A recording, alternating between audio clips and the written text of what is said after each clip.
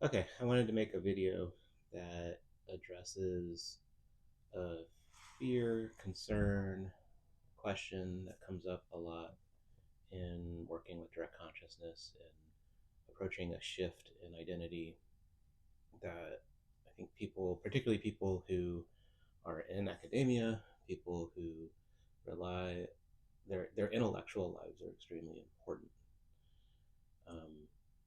because they're in school or it's their job, and I think there's a fear that comes up that says that, like, with this whole being aware of thoughts and seeing how I get pulled up into thoughts, thoughts are these things I now need to disavow. I need to cut off contact with, or I need to avoid or push away Or because, silence yeah. or minimize or yeah.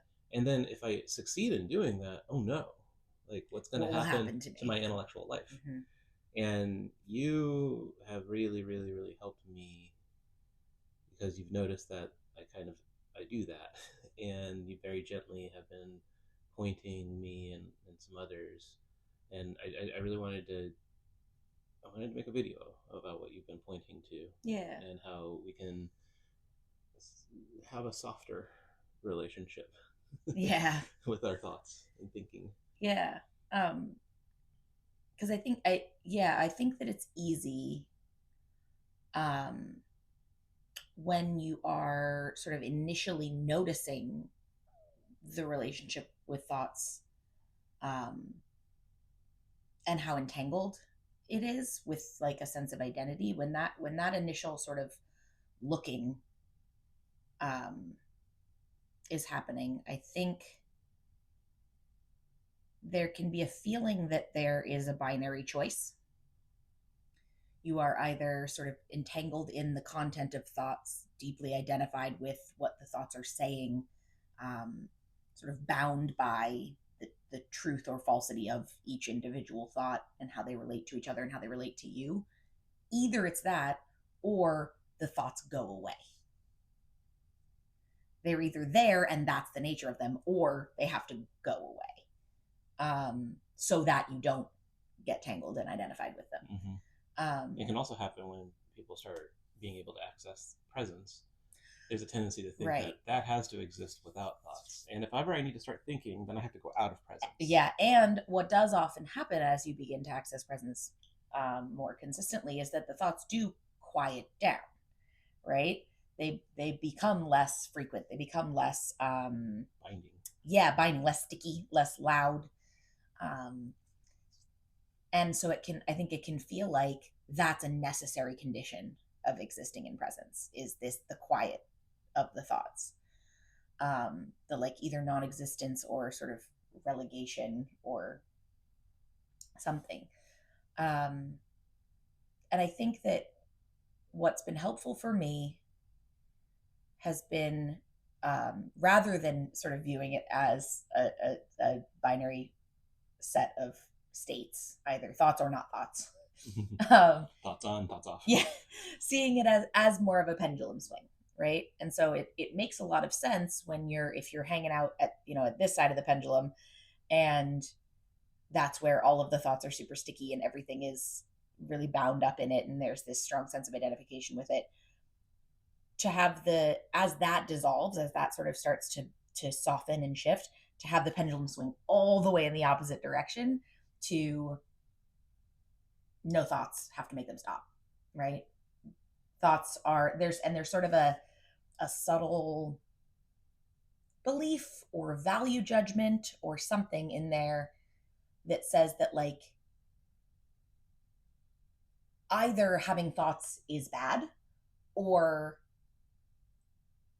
quieting thoughts, having thoughts be absent, is good, Mm-hmm. or both. Mm-hmm. um And it often comes up with people saying, like, I've been working on being in the now, but like I just get all the way up into thoughts, and then before I know it, then I emerge, and then it's been like minutes, and I've been lost in thoughts. And how do I get that to stop? Like, how can I make that stop? How can mhm. I, or I tried, I really try, but it's just the thoughts are so sticky, and I don't, like, Mm-hmm. I and can't make them yeah. stop, So what right? should I do? Mm-hmm. And the um the approach that I've found helpful is, um, as an analogy, when you are hearing sounds, if you're sitting hearing sounds, um, is the presence of the sound a problem? Can you exist in presence with sounds happening? And I think for the most part, people would say, yeah. Or at least eventually, right? Eventually, there's like, oh, yeah, I can see maybe a really, really loud, really close sound might disrupt it a little bit, might startle you out of it and have you suddenly going, like, what was that? Did something wrong? But generally speaking, you hear birds chirping, you hear cars on the road outside your house. That's the not air conditioner running. The air conditioner, that's not a problem. That's not actively disruptive to your experience of presence. That's part of the experience of presence. And what if thoughts are the same? They don't have to go away, and they don't have to be about you or this sort of sole focus. They don't have to be dissolved or banished, but they also don't have to be something that's held figured on out to or figured out and for that too, I would sort of pose a question and be honest about how this feels for you, because it's less important to know it. It's less important to be like, oh yes, well I know that the way that thoughts and relationships like that. Yes, great. But sitting with how you actually feeling into this. Do thoughts feel like something you're doing? Does it feel like something you're creating? Does it feel like if you stop creating them, they will stop existing? And look into that. Because that's definitely the way it has always felt for me. It always feels like for me that I'm going to start thinking now, and I'm going to start generating thoughts. Whereas when I told you that, you were like, not my experience.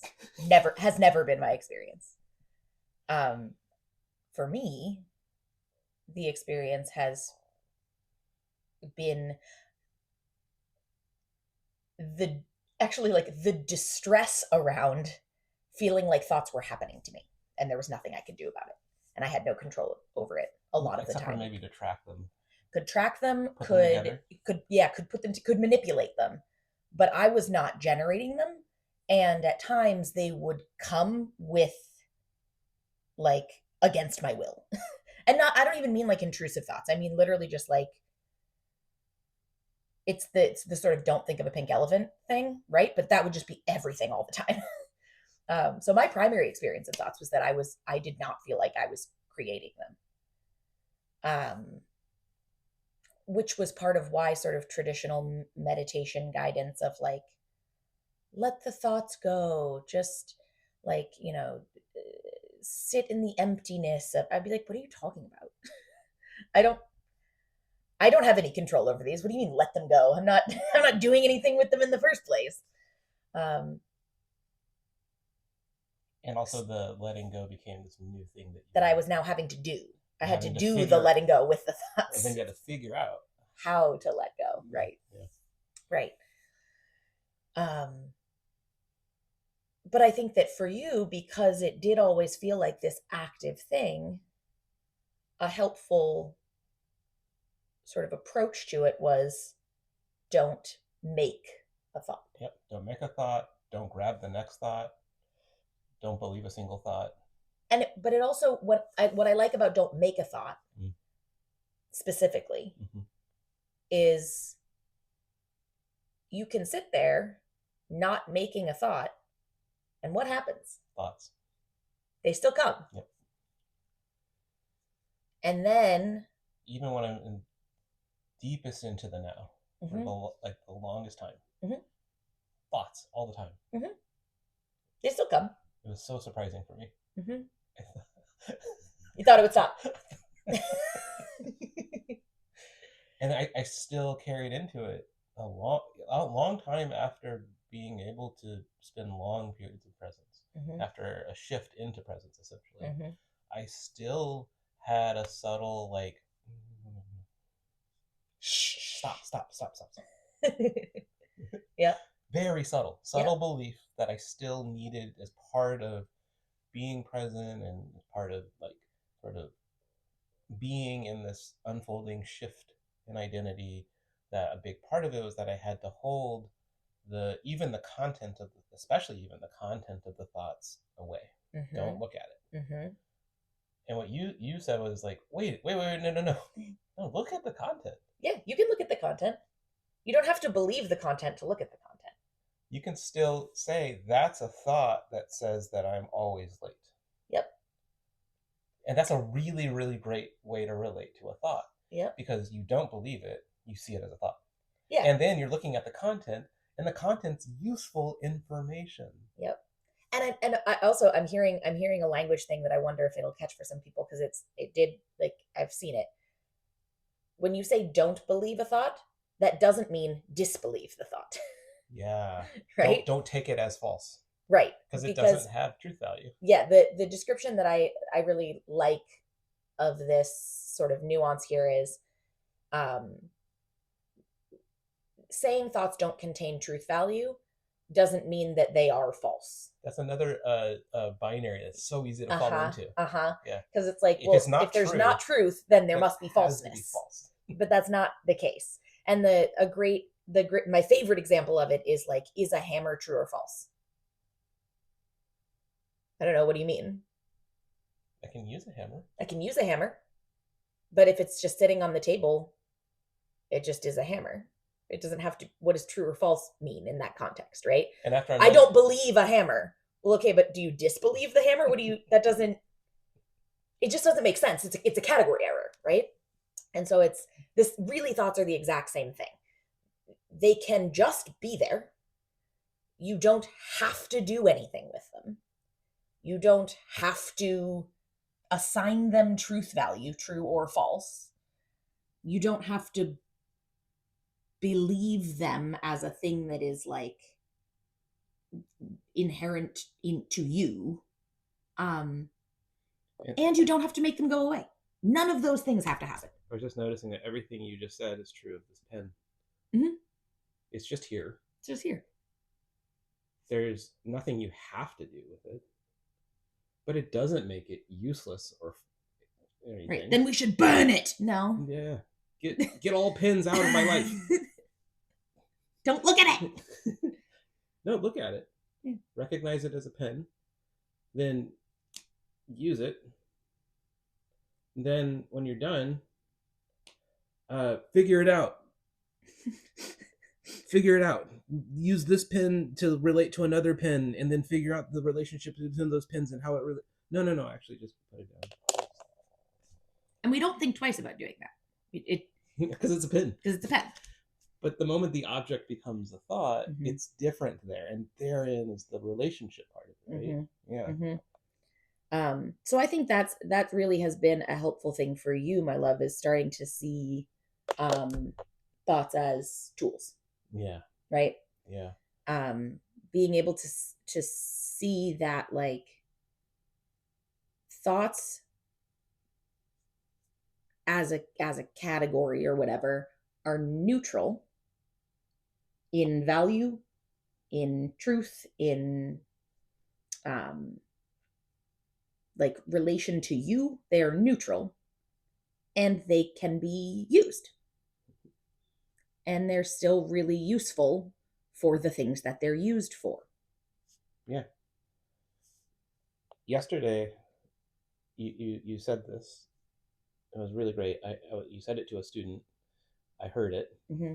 And then I went with a friend to go into the woods and by the pond. And I ended up in a place where we were watching a family of ducks And so it's like a really great thing for it to capture the visual field. And I was really engrossed in the visual field of those ducks. Mm-hmm. Then I was, Ducks with the pond, with the surrounding yeah, the trees, with the pond, the light, with the. reflection, the birds flying nearby, the insects bouncing around. Mm-hmm. I was also in the hearing the sounds of all of this, the ducks Mm-hmm. quacking, the wind in the trees, and I was really in presence. Mm-hmm. And then I was able to hear my friend comment on what was happening and engage there. And we were talking about the way the ducks are ducking, and the little ducks were learning how to duck duck. from the mama duck, and the mama duck was just being a duck, and they were watching that and learning. Mm-hmm. So we're having that conversation, and through it all, I had thoughts about Fourier transforms. Yep. And I was working through kind of the math of Fourier transforms and relating it to the visual field. Mm-hmm. And I didn't catch myself doing that and then force it to stop. Instead, I was able to realize I'm still fully present Mm-hmm. with both the visual and the audio, the sounds, Mm-hmm. present with this sort of intermittent conversation that was happening as we were both taking in the scene, Mm-hmm. and working through a hardcore math problem. Mm-hmm. And it was so liberating. Yeah. It was so cool. And it felt like this new superpower that I tapped into. And it was just such a useful point. So, oh, yay. Thank you for that. You're welcome. I hope it helps.